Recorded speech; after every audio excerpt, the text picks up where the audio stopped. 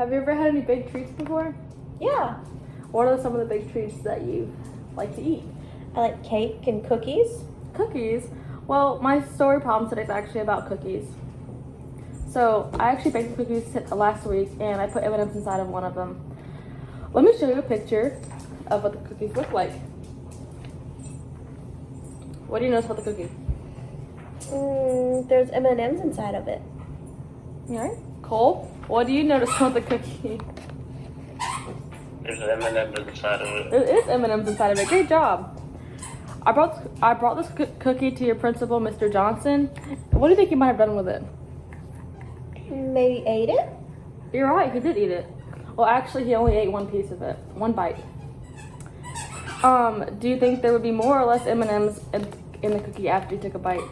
Probably less. All right.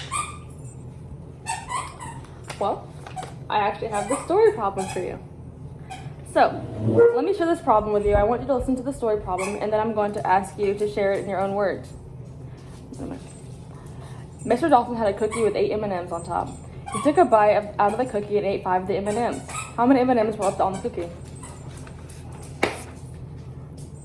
Now, I want you guys to converse about the story problem. So there was this cookie, and there was 8 M&Ms in it, and he took a bite and ate 5 of them, and now we gotta figure out how many were left. Now close your eyes and picture the word problem as I read it again. Mr. Johnson had a cookie with 8 M&Ms on top. He took a big bite out of the cookie and ate 5 of the M&Ms. How many M&Ms were on the cookie afterwards? There were less M&Ms on the cookie. Great job.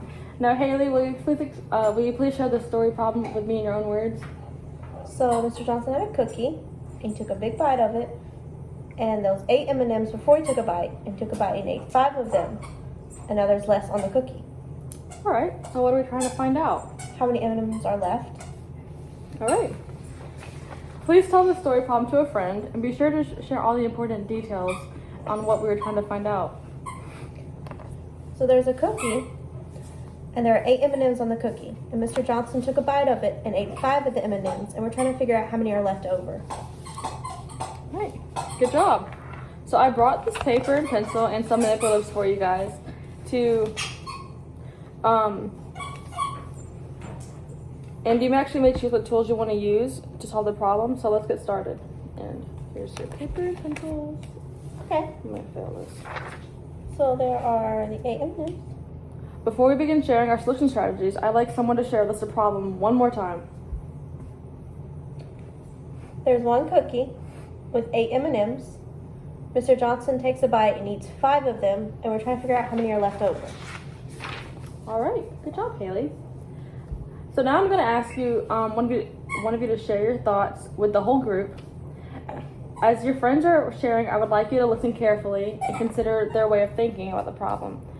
So, and I want you to be ready to ask them questions and understand their way of thinking. So, Cole, do you think you could actually repeat the question or share it in your own words, or with Haley? The guy took a bite of the cookie, and some of the M&Ms are missing. Good job. And now you're going to solve the problem. So we have the cookie, and there are 8 M&Ms, and he ate 5 of them. So now there are 3 left. All right, I think we've had enough time to go over this problem. Haley, how did you decide to solve the problem? So I drew out 8 M&Ms, and I crossed off 5 of them because that's how many he ate, and then I counted how many were left, and there was 3. All right. Does anybody have questions for Haley? No, they don't. So I'm going to call another student. And so, Cole, can you share Haley's way of Haley's strategy in your own words?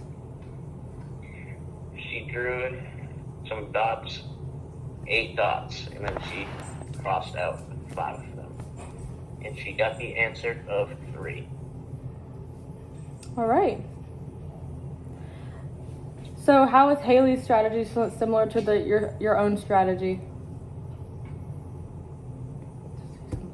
Well, I used my fingers, and I put 8 fingers up, and then I put down 5 fingers, and I had 3 left.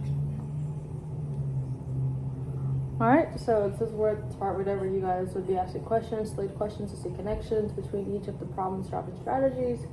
So, like, you use direct modeling with pictures. You drew it out. So direct modeling. He did counting on with his fingers. Put the idea of 8 in his head, counted backwards with 3. So today we've seen many different ways to solve a problem. What are some of the ways your group used to solve the problem? What do you mean? Like, you drew pictures, correct? Yeah. And he used his fingers. Yeah. That's how you solved it. You decided to draw pictures. He decided to use his fingers. Okay. He used objects. Uh-huh. You used pictures. Okay. So how did you solve the problem? I drew a picture. Cole, how did you solve the problem? He used my fingers. Good job. So, how are all of these strategies alike? They show different ways to solve the same problem. Well, both of the ways we did it showed different ways to solve the same problem. Which strategy do you think is the easiest for you? For me, it was drawing it out. Why? Because you're able to actually see it and follow Yeah. along? Okay. And as a teacher, I'm actually not looking for you to find one right way to solve problems because there's many ways for you to solve a problem. All of our problem-solving methods today were similar to each other and led up to the right solutions. And I want you to solve them, and I want you to solve them in a way that makes sense to you.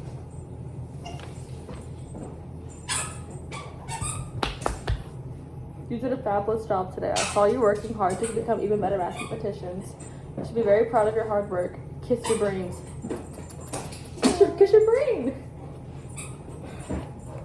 Good job.